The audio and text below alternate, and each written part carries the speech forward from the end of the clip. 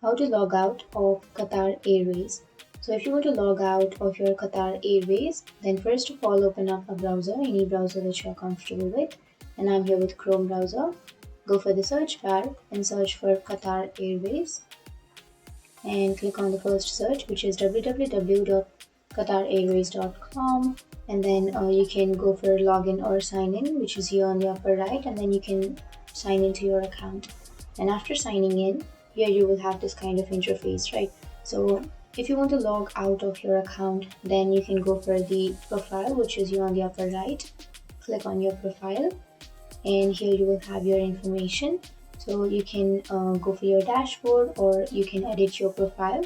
And if you want to log out, here you will have log out option. Click on log out, and that's it. That's how you log out of your Qatar Airways account. And if you have any questions, feel free to comment below. Thanks for watching.